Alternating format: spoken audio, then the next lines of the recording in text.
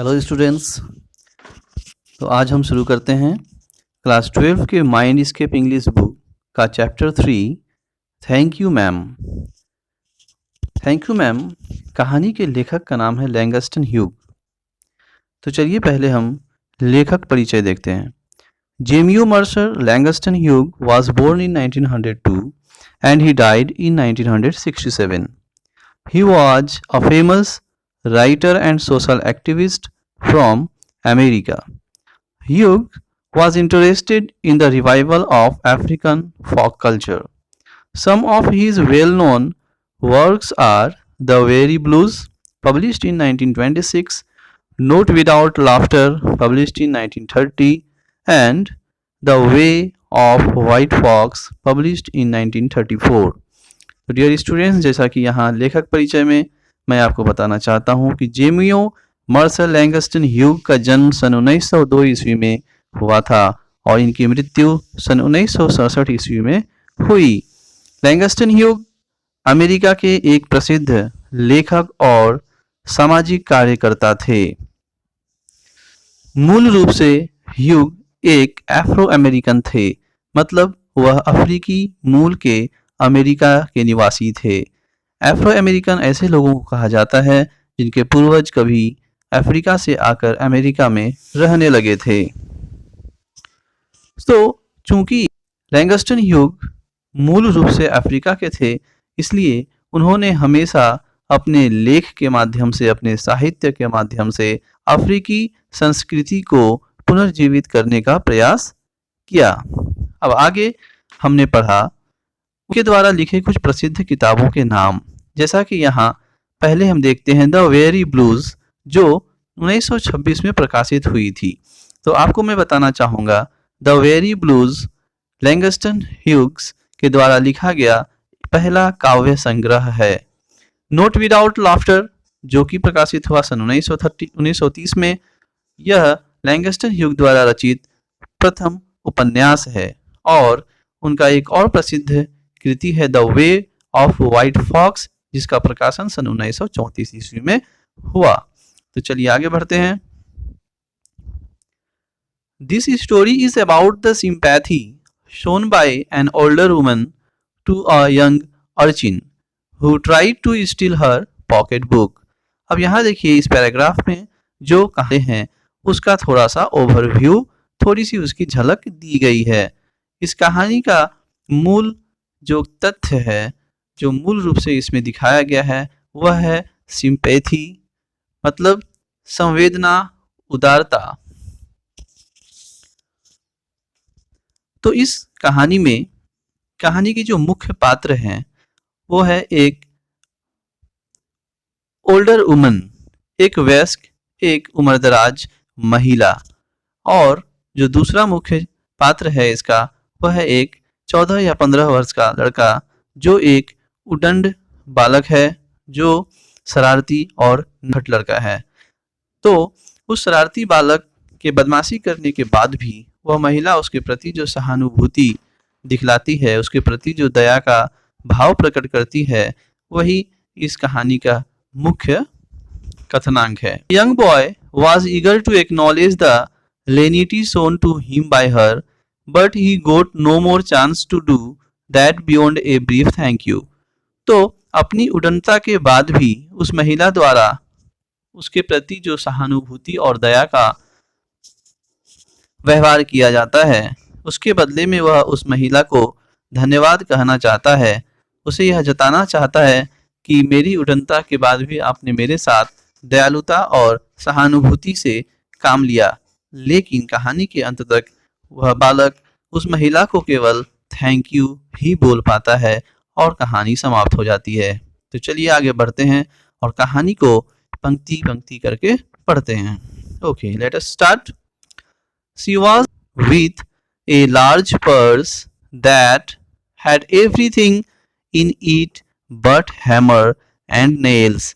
तो देखिए पहले ही पंक्ति में लेखक जो मुख्य पात्र है इस कहानी की, ओल्डर वुमन, एक वयस्क महिला, उस महिला के बारे में, उस महिला के शारीरिक पढ़ते हैं कि वह महिला एक लंबी चौड़ी महिला है, महिला एक लंबी चौड़ी महिला है। She was a large woman, और उसके पास एक बड़ा सा पर्स है और उस पर्स में ढेर सारे सामान हैं।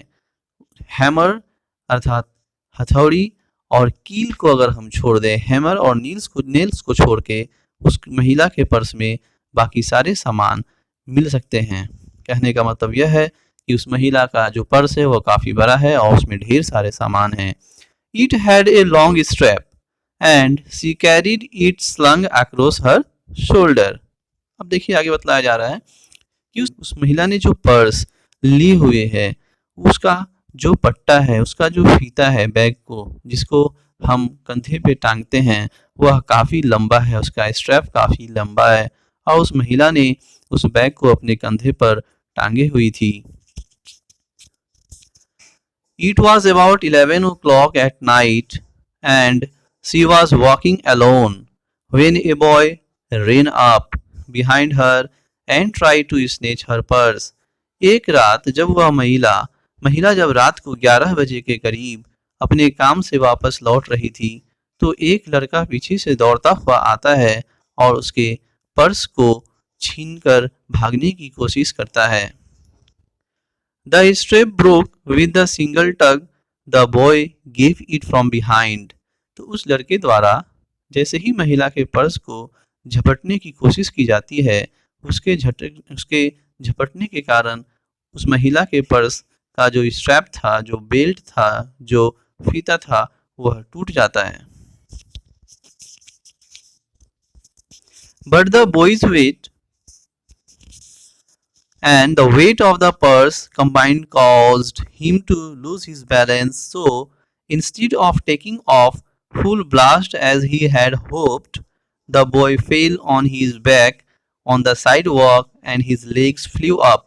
तो अब देखिए होता क्या है, जैसा कि वह लड़का यह सोचकर उस महिला के बैग को झपटता है कि वह उस महिला के बैग को झपटने के बाद दौड़ता हुआ आगे भाग जाएगा, लेकिन ऐसा बिल्कुल भी नहीं होता है, क्योंकि उस लड़के है उस बैग का स्ट्रैप, उस बैग का पट्टा टूट जाता है।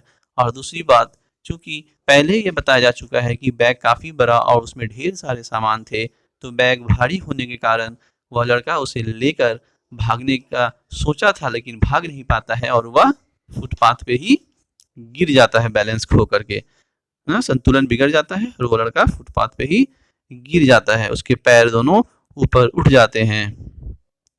The large woman simply turned around and kicked him right square in his blue jeans suitor. वह महिला पीछे मुड़ती है, पैरों से मारती है। Then she reached down, picked the boy up by his shirt front and shook him until his teeth rattled. उसके बाद वह महिला नीचे झुकती है, उस लड़के को कॉलर से या शर्ट के सामने से पकड़कर उठाती है और उसे जोर से हिलाती है, झकझोरती है, जिससे कि उस लड़के का दांत आपस में टकराने लगता है। Okay, let us see the next paragraph. After that the woman said, pick up my pocket book boy and give it here. She still held him, but she bent down enough to permit him to stoop and pick up her purse. Then she said, "Now are not you ashamed of yourself?" उसके बाद वह महिला उस लड़के को, जब वह महिला लात से मारती है और उसके शर्ट को पकड़ के उसे ऊपर उठाती है, उसे झकझोरने के बाद वह महिला उस लड़के को बोलती है कि मेरा पर्स उठाओ, मेरा बैग उठाओ और मुझे उठाकर मेरा पर्स दो। वह थे ताकि वह लड़का नीचे झुककर उसके पर्स को उठा सके और उसके बाद वह उस लड़के से पूछती है कि क्या तुम अपने किए पर शर्मिंदा नहीं हो। Firmly gripped by his shirt front, the boy said, "Yes, ma'am." वह महिला अब भी उस लड़के को जकड़ कर कस कर पकड़ी हुई है और वह उस लड़के से पूछती है कि क्या तुम अपने किए पर अब भी शर्मिंदा नहीं हो। तो वह लड़का जवाब देता है, "यस मैम, हाँ मैम, मैं अपने किए पर शर्मिंदा हूँ." The woman said, "What did you want to do it for?" उसके बाद वह महिला फिर से उस लड़के से सवाल पूछती है कि तुमने ऐसा क्यों किया। The boy said I did not aim to. तो वह लड़का जवाब देता है कि मैं ऐसा करना नहीं चाहता था, मैं ऐसा करना नहीं चाहता था। शी सेड यू ए लाई। तो महिला का कि तुम एक झूठे हो, तुम झूठ बोल रहे हो। By that time 2 or 3 people passed, stopped, turned to look and some stood watching। और तब तक चूंकि ये घटना पूरा रास्ते में हो रहा है, चौराहे पे हो रहा है, कई लोग दो उस घटना को आकर वहां खड़े होकर देखने लगे और कुछ वहां से देखते हुए आगे निकल लिए। If I turn you loose, will you run? asked the woman. Yes, ma'am, said the boy. तो आगे वह महिला उस लड़के से सवाल करती है कि अगर मैं तुम्हें छोड़ दूं, अगर मैं तुम्हें ढीला छोड़ दूं तो क्या तुम भाग जाओगे। तो वह लड़का जवाब देता है यस मैम, हाँ मैम, मैं भाग जाऊंगा। Then I would not turn you loose, said the woman. She did not release him. कि फिर तो मैं तुम्हें नहीं छोड़ रही हूँ, और वह उसे जोर से पकड़े रहती है, वह उस लड़के को नहीं छोड़ती है। I am very sorry, lady, I am sorry, whispered the boy। और वह लड़का जिसे वह महिला जोर से दबोच कर पकड़ी हुई है, वह उस महिला को सॉरी बोलता है, क्षमा मांगता है, और वह बोलता है कि मैं शर्मिंदा हूँ अपने किए पर। And your face is dirty, I got a great mind to wash your face for you. उसके बाद वह महिला बोलती है कि हाँ, और तुम्हारा चेहरा भी काफ़ी गंदा है, और मेरे मन में ये विचार आ रहा है कि मैं आज तुम्हारा चेहरा धोकर साफ कर दूँ। Are not you got nobody home to tell you to wash your face. क्या तुम्हारे घर पे कोई तुम्हें चेहरा धोने को बोलने वाला नहीं है। यह प्रश्न वह महिला उस लड़के से करती है कि क्या तुम्हारे घर पे कोई नहीं है जो तुम्हें साफ सुथरा रहने को बोले। No ma'am, said the boy. जवाब में वह लड़का बोलता है कि नो मैम, मेरे घर पे कोई भी नहीं है जो मुझे साफ सुथरा रहने को। Then it will get wash this evening, said the large woman starting up the street dragging the frightened boy behind her. तो वह महिला आगे बोलती है कि फिर तो आज शाम को तुम्हारा चेहरा मेरे यहाँ ही धुलेगा, और वह उस लड़के को घसीटते हुए आगे चलने लगती है। लड़का काफी डरा हुआ है, वह महिला उसे घसीटते हुए आगे की ओर बढ़ जाती है। He looked as if he were 14 or 15, frail and willow-wild, in tennis shoes and blue jeans। अब देखिए इस पंक्ति में लेखक उस लड़के के शारीरिक गठन और उम्र के बारे में थोड़ी जानकारी देते हैं। लेखक कहते हैं कि लड़के को देखकर ऐसा लग रहा था जैसे वह 14-15 साल का एक बालक हो, पतला था, वह टेनिस शूज पहने हुआ था और नीले रंग का जींस पहने हुआ था। Okay, the woman said you ought to be my son, I would teach you right from wrong, right now is to wash your face, are you hungry. वह महिला आगे बोलती है उस लड़के से कि तुम्हें मेरा बेटा होना चाहिए था, तब मैं तुम्हें सही रास्ते पे लाती, मैं तुम्हें बतलाती कि क्या गलत है और क्या सही है। लेकिन अभी फिलहाल मैं तुम्हारे लिए ज़्यादा कुछ तो नहीं कर सकती हूँ, लेकिन इतना कर सकती हूँ कि मैं तुम्हारा चेहरा धोकर तुम्हारे चेहरे को साफ कर दूँ।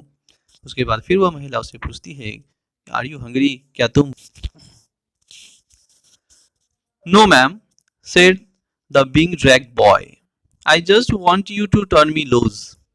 तो जब वह महिला उसे पूछती है क्या तुम भूखे हो, तो घसीटा जाने वाला वह लड़का जिसे वह महिला घसीटे जा रही है, वह डरा हुआ लड़का बोलता है नो मैम, मैं भूखा नहीं हूँ, मैं बस इतना चाहता हूँ कि आप मुझे छोड़ दो। Was I bothering you when I turned that corner? asked the woman. No ma'am. आगे वह महिला बोलती है कि क्या मैंने तुम्हें तकलीफ पहुंचाया था, क्या मैंने तुम्हें परेशान किया था जब मैं उस मोड़ पे मुड़ रही थी। तो वह लड़का जवाब देता है नो मैम, नहीं मैम, आपने तो मुझे कोई तकलीफ नहीं दी थी, कोई परेशान नहीं किया था। But you put your self in contact with me, said that contact is not going to last a while. You got another thought coming.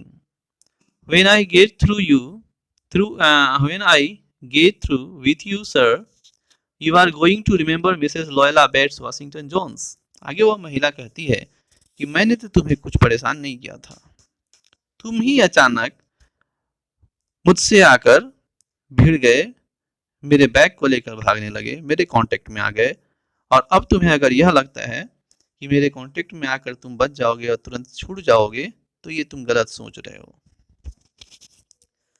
अभी कुछ देर मैं जब तुम्हारे साथ रहूंगी तब तुम मेरा नाम कभी नहीं भूलोगे।